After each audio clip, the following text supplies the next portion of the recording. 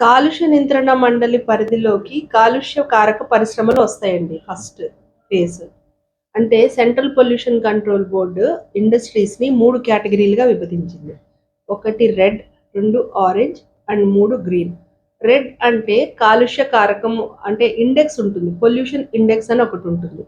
ఆ పొల్యూషన్ ఇండెక్స్ని బట్టి అది రెడ్ కేటగిరీయా, ఆరెంజ్ కేటగిరీయా, గ్రీన్ కేటగిరీయా అని central pollution control board already విభజించడం జరిగింది. ఉదాహరణకు తీసుకుంటే రెడ్ అంటే ఫార్మా, సిమెంట్, స్టీల్, పేపర్ ఉత్పత్తి చేసే ఇండస్ట్రీస్ రెడ్ కేటగిరీ కింద మనకి బ్రాడ్లీ చెప్పుకోవచ్చు. ఆరెంజ్ కేటగిరీ అంటే మీడియం పొల్యూటింగ్ ఇండస్ట్రీస్. రెడ్ అంటే హైలీ పొల్యూటింగ్ ఇండస్ట్రీస్. ఆరెంజ్ అంటే మనకి example steam rice mills, pulverizers, stone crushers. ఇవి మనకి బ్రాడ్లీ తెలిసినవి చెప్తున్నాను మీకు. Green dal mills, raw rice mills, లేకపోతే మన ప్లాస్టిక్ క్యారీ బ్యాగ్స్ చేసే యూనిట్స్, లేకపోతే మన మోల్డింగ్ చేసే యూనిట్స్, ఇలాంటివి గ్రీన్ కేటగిరీ కిందకి వస్తాయి అన్నమాట.